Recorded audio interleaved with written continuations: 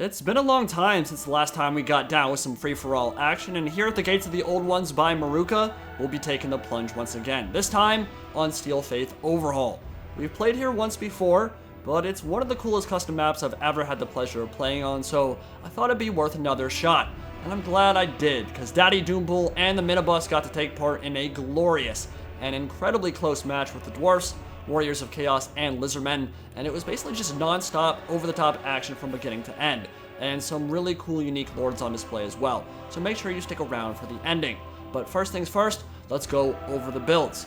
It wouldn't feel right if we didn't have the Eye of Morslib and a bunch of Minotaurs, a Doombull and a Minobus core with the Butchers of Kalkan Guard, and it's just too much fun to watch them smash into an infantry line and rip and tear. But the Minotaurs aren't the only stars of the show. There's a whole wing of Vanguard of Beastmen anchored by the Slaanesh out on this flank, an incredibly fast and armor-piercing version of Bestigors, dedicated to my sweet Dark Prince, that are a bit more fragile than the other variants. Definitely one of my favorite additions in SFO, and alongside the Centaurs with throwing axes and the main line of monstrous infantry, their job is to get in there quick, rack up a whole bunch of points fast, and run down any of the stragglers who are still standing after the minnows are done with them.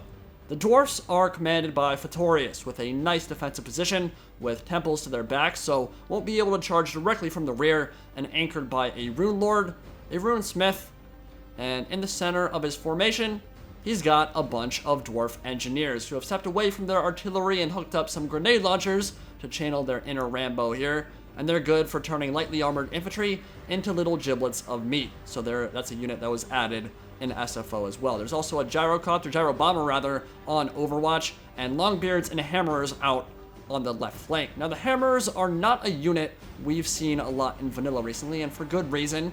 A lot of the expensive and immobile elite tier infantry just kind of get kited and shot up nowadays, but add a little bit more funds to the mix and they're going to be able to munch their way through all kinds of Beastmen and Chaos infantry in a 1v1 fight. But those Longbeards about to take a big old dose of amber to the face, rip a hole right in the center of their formation, and get some nice kills. And that's what the Eye of Morslib provides. But look at this gyro bomber here. Look at the missile damage on that thing. It is so much better than it is in vanilla. The bombs do way more damage. The main gun does way more damage. It's a lot more useful. Still hard to field in the lower funds games, but can still do a lot of damage. And here we have the Warriors of Chaos commanded by Darth Patricus and Egrimm von Horstmann, the arch traitor of the Imperial Colleges of Magic, leading the charge in the name of Tzeentch. And remember that he has light magic and a few Tzeentch bound spells as well that can heal and do some mutation stuff and that kind of thing. But the cannons are ripping into the flanks of the Chaos Warriors now, and some Chaos Warriors are getting absolutely smashed by that artillery fire.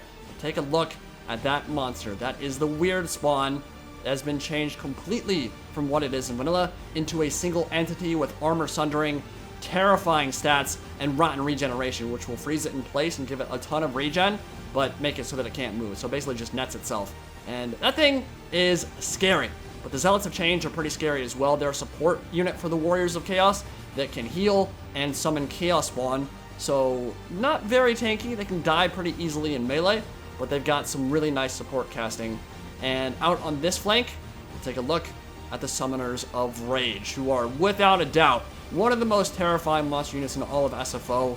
Gigantic HP pool that might even be a little bit too high. I'm not even 100% sure that's intentional. It's like 19,000 HP. Cutting through that is going to take a long ass time. Kolek only has like 11,000. But I don't want to skip over these bad boys either. The Khorne Chosen Berserkers, the Hunters of Souls. You want to see Rip and Tear in its truest form? Look no further than them. Infantry blenders who look and move angry, got a bunch of pent-up rage just looking for an outlet. And across the chasm and over the floating temples of the gods, march the armies of Jog-Nageti, who has home court advantage here at the Gates of the Old Ones, controlling the Lizardmen with Tetto'eko, chief astronomer of the constellations, leading the way with his ancient Stegodon. He has the Lore of Heavens, and that means Chain Lightning, Comet Cast Endora, some big bound spells, a lot of damage, and he's even going to stick his tongue out at me because he knows he's about to get a lot of kills and make a big impact in this one. We also got some Red Crested Skinks, another unit added in SFO, which we will likely see in the Lizardmen Lord pack, that are basically just mainline skink infantry with frenzy. They don't have incredible stats, but they can hold the line a lot better than most of the other skinks, and they can do some damage for sure. So, let's get into the battle itself here, and my Vanguard deployed army is just going to go right for the Dwarfs, and unfortunately, the Dwarfs are going to be the pancake in the middle of a very mean Warriors of Chaos and Beastmen sandwich. They're going to be the meat in the grinder that basically gets torn up from both sides, but the Dwarfs are incredibly tanky in SFO. They can take stuff like this. They can take a big charge from Doombulls and Minotaurs, and there's going to be a lot of blood, there's going to be a lot of death, there's going to be a lot of destruction, but they can hold the line. They are incredibly tanky, and so with the support of the Dwarf Engineers and support from the Rune Lord, they will just try to hold the line here as the Butchers of Kalkengard wade their way through and start feasting on the little stunties. There's a banishment from Egrimm von Horstmann going off on top of the cannon, who are in a really good defensive position. Going to be very hard to shut down those cannons, and the Engineers, well, they're going to rain death from above alongside that Gyro Bomber. And as the Warriors of Chaos kind of smash into the right flank of the Dwarf box right now, they're going to get blobbed up, and that will allow that Gyro Bomber to really rain a lot of pain down from above. And the Dwarf Engineers have a lot of range too. Those grenade launchers can fire from pretty far away, but the Minotaurs are already busting through the Dwarf Warriors. That's to be expected. They hit them on the side of their shield wall, and they're breaking through right now. And once that box starts breaking down and they start getting rear charges off, that's where the Dwarfs are going to be in a lot of trouble. Honestly, I do not envy the situation they were in at the start of this match, in between the Warriors of Chaos and the Beastmen, and a lot of armor piercing. It's no wonder the Children of Chaos decided to team up and gank the Dwarfs, who typically like to sit back in these kind of matches and just let their artillery do all the work. They won't get that chance here, but that also means they get a ton of points fighting two armies, and they have jumped out to an early lead, as we just saw the Skinks, a swarm of them, cross the causeways towards combat. The Doombull is free and heading directly for the cannon, and it should be not much of a problem for him and his baby Gorbull to do some work here and finally silence that cannon, although it's not even shooting at the Beastmen right now, it's shooting at the Chaos Warriors. The Summoners of Rage have also gotten into the back line, and that square that was once very formidable and scary has already been cracked, and a lot of high-value units now pouring through the gaps in the formation and starting to munch on things in the center. Get to that soft, squishy targets in the middle, but we've got the Lizardmen. They have come.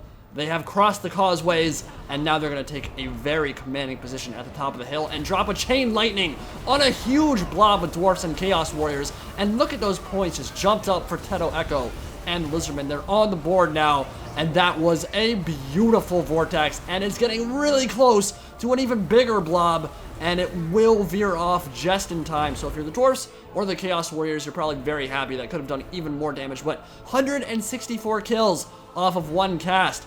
Vortexes in free-for-all games are a different animal entirely, and we're going to get another one here as banishment from Egrimm von Horstmann goes on top of the Beastmen and the Dwarfs, and again, a lot of kills going the way of that champion of Zeech.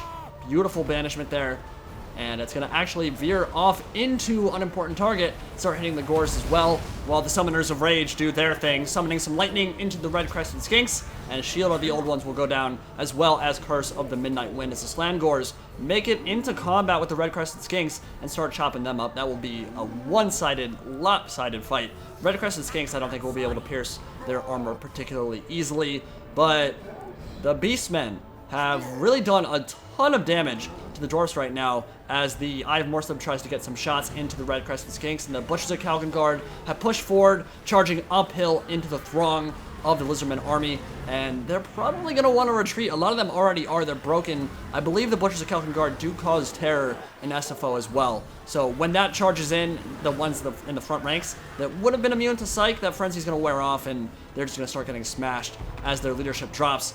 And the Gorbull, the Doombull, and a bunch of Minotaurs surrounding the Rune Lord, who will not be long for this world in that kind of fight.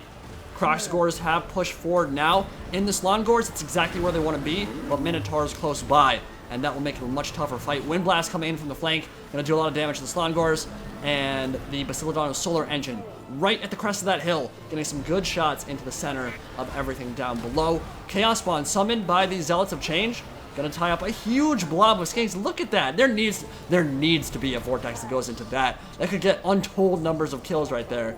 And more Chaos Spawn and Egrimm von Horstmann on top of another Bastiladon with Solar Engine. The weird spawn, holding it down here, and with that armor sundering, should have no problem beating up on those Gors and doing a lot of damage, while the Dwarf Engineers are still somehow alive in the center of the Dwarf formation, getting some shots in, but the Chaos Warriors have seen them, they're trying to close them down, and here come the Summoners of Rage, and that has got to be terrifying. A bunch of Lightning Wreathed Shaggus and Dragon Ogres just angry, just pounding them into the dust, into the ground, into the temple floor, and they're dead. They're not going to be around very long. And that'll be a lot of grudges for the Damazkron. But Egrimm von Horstmann has seen the light. He knows what to do. And the thickest of Lizardmen blobs, the rarest of Pepes, getting taken to Pound Town as the Banishment opens a portal to the Warp right in the middle of them. And Darth Patricus immediately jumps from last place to first, like 2,500 points off the back of one spell. And Jug the Gaity's spicy meatball of a formation just gets gobbled up and punished hard. Egrimm von Horstmann literally got 400 kills with that spell. We'll take a look at his kill count here. I think it's like 400. Yeah, it's more than 400 now. And that was painful. A lesson to you youngsters. Don't do drugs, don't blob your units, because that is what will happen to you if you blob. And over here, another Vortex. Is that a Chain Lightning? Yeah, it's a Chain Lightning on top of the Slaanesh, but there are a lot of monsters, so they're not going to take too much damage. What a cool battle we got here, man. There's just fighting all over the place. Dwarfs are in last place now, and they're going to have a very hard time catching up, and it's really not their fault. When you get double teamed, it happens. It's happened to everyone who's ever played this game mode. Sometimes you just get screwed by RNGesus. Sometimes you just get sandwiched by angry monsters from the Warp, and that's what happened. So nothing he could have done there. Maybe could have brought a slightly better build, but even if he had a bunch of Giant Slayers and a bunch of stuff that was really good versus monsters, I think he would have had a really hard time there. So Dwarfs are pretty much out of the picture, but the Slaanesh and the Chaos Warriors and the Lizardmen are neck and neck. There's a ton of killing left to be done amongst all three factions. The Weird Spawn doing his 720 Tony Hawk Pro Skater stuff into the middle of the formation and tossing like 30 of them downhill. Amazing charge right there. And that armor sundering will do work against those Slaanesh. They don't have a lot of support right now, and the Chaos Warriors are going to get a lot of points as they start taking down those elite best of war models. Khorne Berserkers about to get run over by an angry ancient Stegodon. Tetto'eko showing him who's boss. I would love to see him get some charges to knock them off the map. I don't know if you guys remember, but in that video I released last year called the best free-for-all map in Total War Warhammer 2, which I stand by to this day. I mean, this map really is amazing. We saw this dude right here, Sheev Palpatine, the Temple Guard, get sniped off that very bridge by Warp Lightning Cannon and cackle into the void as he plummeted to his doom. Still one of the most memorable moments I've had across all Total Wars. I thought it was hilarious, so much fun to watch, and I'd love to see it happen again. And there's a lot of fighting going on very near to that bridge, so we could see a Stegodon throw something off the map. That would be a really nice little capstone to a really already amazing battle. But I'm playing the Beastmen right now. I've got the Minobus. I've still got my Butchers of Calcan Guard and the Doombull. And I want to chill for a second, right? Like, I'm going to pull back away from the fighting and make sure these dwarfs don't come back. The last thing you want to do is let a dwarf artillery crew or hammers or whatever come back to the fight and then start making some kind of impact that makes you lose a unit. So if we make sure that they rout and kill them, feast on them, snack them, maybe get a little bit of health back because the Butchers of Calcan Guard do have that health regeneration, we can get more points and then let the Lizards and Chaos Warriors kill each other for a bit longer and then go back up the hill and start fighting them again. We're not going to camp, none of that, but we do need to regroup, give our troops a second to recover, and maybe get some of their stamina back, and they'll perform a lot better. Lizardmen have control of the causeway now, and they are surging forward yet again after regrouping. Chaos Warriors are doing the exact same thing. All three remaining players have all kind of just pulled back a bit and take a deep breath, relax, and figure out what they want to do, how they want to approach this final engagement, because this could still go three different ways. All three players, Lizardmen, Chaos Warriors, and Beastmen, all have a chance to pull this one out, but it'll come down to the engagements here, and the Gors not going to have a good time. Those Summoners of Rage have been a terror since the first second of this battle, really. I mean, they first made an impact when they charged into the dwarf right flank, and since then they have just continued to rack up kills, well over 100 at this point, and pretty much all on high-value targets as well. The Red Crested Skinks out on the right flank are going to take a bunch of throwing axes to the back, and they won't get their missile block chance because they're not facing the right way. And if they're going to not turn around, might as well charge them in the rear and waver them and rout them and get some more points that way. And this is why I love that unit. So versatile, can do so much for you from range, in melee, running down enemy units and just racking up a whole ton of a lot of points. But the Shield of the Old Ones is down. Tetto'eko and the Ancient Stegodon fighting the Zealots of Change of the Cabal and a big monster mash. But he doesn't have a lot of support right now. He's kind of on an island, and the Cygor getting a brutal shot into the middle of the formation, and Wind Blast going down.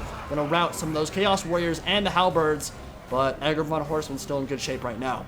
And Chaos has a roughly 2,000 point advantage, which could change very dramatically. There's a lot of points left to be had from all factions right now. Killing Minotaurs gives you a ton of points. Killing Tetto'eko and the Ancient Stegodon gives you a ton of points. Killing the Lizardmen and Skinks, probably not so much, and I think a lot of these are actually shattered, so they won't end up giving anything more, so might want to just stop chasing them and go after something else. But the Minobus is grouping up around Big Daddy Doombull and looking to go back into the fight. Butchers of Calcan Guard have gotten some of their regen. They have 5 of their 8 models remaining, and the Cygor unleashing and smearing a few unfortunate chameleon skinks. Those skink skirmishers, though, they're in a bad way with some worse monsters, and there's not really a chance they're going to survive that exchange unless they run, and they will. And those Summoners of Rage are by far the biggest threat for any faction remaining. In fact, Beastmen and Lizardmen might want to think about teaming up here to take those daddies down. They're scary, dude. They're still almost like full HP. That's like 16,000 health remaining on their health bar. And even with all the armor-piercing buffs from the Doombull, you just got thrown 40 feet. That's a weird thing with Doombull and Gorbull mass. It's something that if we ever get to see a Doombull or any kind of overhaul for the Beastmen, I'd really like to see them get a little bit more mass, because it's so weird to see this huge 2-ton, or I guess a ton monster, it probably weighs like 2,000 pounds, yeah, monstrosity get thrown 30 feet that easily, even though there are some big monsters in the setting. But yeah, I mean, taking down those Shaggus is gonna be a problem. I guess they're not Shaggus, they're Dragon Ogres. But they're so scary, and they have such control of lightning. They even have their own unique bounce spell. Not just Chain Lightning, they can also drop a single bombardment spell as well. Yeah, I mean, taking them down is crazy. They might as well be Shaggus, right? They are souped up Dragon Ogres, which is what a Shaggoth is all about. So the Slaanesh are moving into melee now, but killing them, I mean, throwing axes in there, like, it's gonna be really tough. Look at that sight, God. The aesthetics on this map are so beautiful. Such a great setting for a great free-for-all game. The Minotaurs are getting smashed right now. Dragon Ogres are just carving them up. I did not have a lot of great weapon, in fact, I had no great weapon Minotaurs. Only the Gorbull and the Doombull have a bonus versus large with the Minotaurs that I fielded in this one. And that means that my regular Minotaurs with shields are not trading particularly cost efficiently with them. But the Centaurs charging into the Chaos Warriors and the Zealots of Change, what remains of them, and the Eye of Morslib, the Cygor, dropping that amber on top of their heads. He's going to be really useful. He might be the anchor that changes things. Might be needed here in melee, because he's running out of ammunition now, and that terror, and its very decent melee stats, will be needed if we're going to take on what remains of the Lizardmen and the Chaos Warriors. But remember, Tetto'eko still on the field. That Ancient Stegodon is still a huge threat, and he probably still has Winds of Magic left too. We've seen some Vortexes from him, but Winds of Magic pools very big in SFO.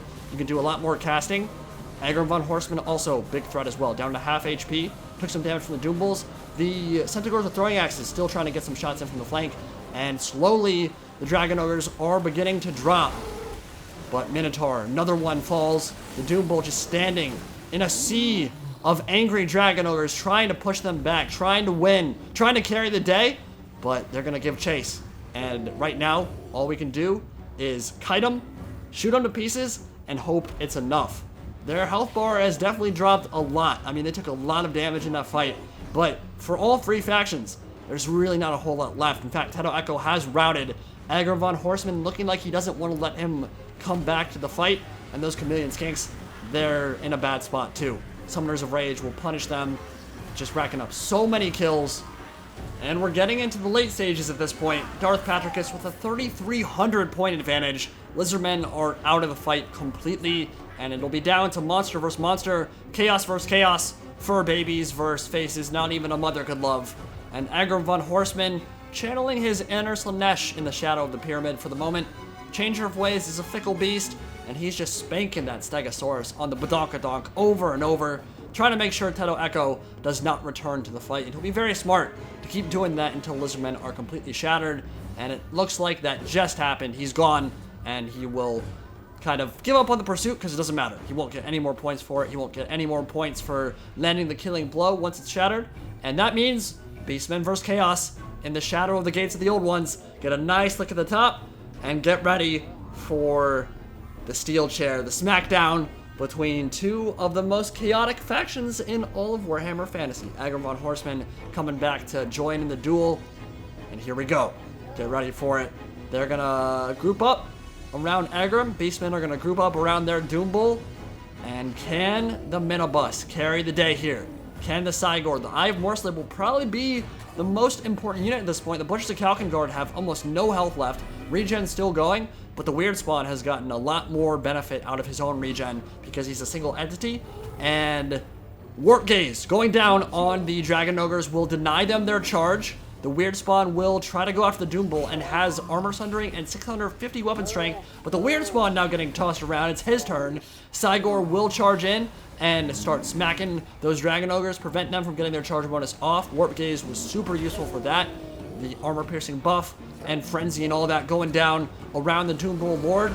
Egrimm von Horstmann took a lot of damage to those Cygors. They're charging in, or not Cygors, the Centaurs, charging in from the flank and trying to tie up all these entities, and the rear charge will rout those Dragon Ogres. Points are still in Chaos' favor, but the Dragon Ogres are now off the field here. Minotaurs charging in, surrounding the Weird Spawn, and Egrimm von Horstmann about to go down, and he will. He's dead. That's a huge blow to the Warriors of Chaos. And now it's just a gangbang with the Weird Spawn. Can they bring it down? Now, it's going to be almost impossible for the Chaos Warriors, for the Weird Spawn to carry the day and literally win outright here. The question is, will there be enough points on the field and the bonus for winning that will shift it in my favor and give me the win? None of us knew at this point whether it would be enough.